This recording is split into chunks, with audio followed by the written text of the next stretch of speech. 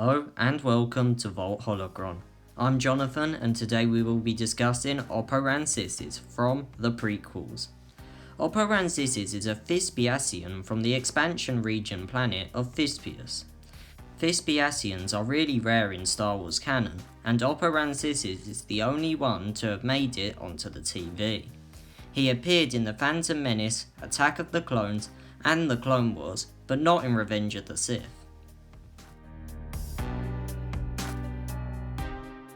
So first, I'm going to start with the most obvious point. He was a Jedi Master on the High Council. Being a council member was a highly esteemed role, and only a few Jedi ever reached it. Other than being Grand Master, it was the highest role you could get as a Jedi, and it is a clear show of power. With Oppo Rancisis being on this council, you'd expect him to be a powerful Jedi Master. And you'd be right, as he is a great tactician and a good fighter, and being on the council cements this fact. Next, I'm covering Oppo Rancisis from a unique angle, his master. Oppo Rancisis was trained by Yaddle, the female character from Yoda's species, and I'm pretty sure we all know how powerful Yoda's species are. Yaddle was also on the council, and was highly respected among Jedi, even knowing the extremely rare ability Moritro. So how does this apply to Oppo Rancisis?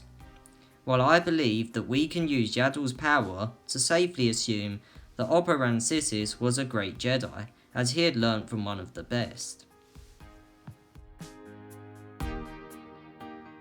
Now I'm covering Oppo Rancisis' heritage. You see, Oppo Rancisis actually came from a royal bloodline, and was an heir to the throne. However, he didn't get to experience his royal life due to being brought into the Jedi Order as an infant. He did though get an opportunity to become the monarch of Thespius later, but he declined it, deciding to walk the path of the Jedi. This is a great show of character for Rancisis, as it shows him to be loyal to the Jedi and strong against temptation. From this we can see that Oppo Rancisis was a great Jedi and a role model for others. Also, as a quick bonus, I'd like to mention Count Dooku, who actually did have, some sort of royal blood in him as well, and he, opposite to Rancisis, used this and his influence in creating the Confederacy of Independent Systems. Next, I'm revisiting one of my points from the first video in this series, why Yarael Pooth deserves more credit. In that video, I discussed how a good Jedi doesn't brag, and how Yarael Pooth actually has 4 arms but hides 2 under his robes.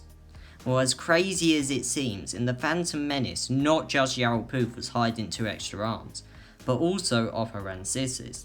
They both have this in common, and this brings me to the conclusion that Oppo Rancisis is very humble, just like I said for Yarael Pooth in the first video. Once again, cementing the greatness of him as a Jedi. I'm covering another one of Oppo Rancisis' features now, that being his tail. If you've seen Oppo Rancisis, then you've probably noticed that he has this long snake-like tail, which he slithers around on. Well, this tail isn't just there to look cool, it is also practical. Oppo Rancisis can actually use his tail in combat like a whip. This is perfect for getting an extra hit in or surprising his opponents in battles. This gives him an advantage in combat, making him more likely to win, and a greater opponent. It's safe to say you need to be careful if you're entering a fight with Rancisis. Finally, I'm covering the most interesting point of the video.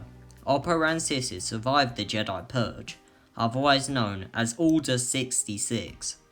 We haven't seen or heard his story so far, of just how he got away, but it has been confirmed by this scene in the Vader comic series.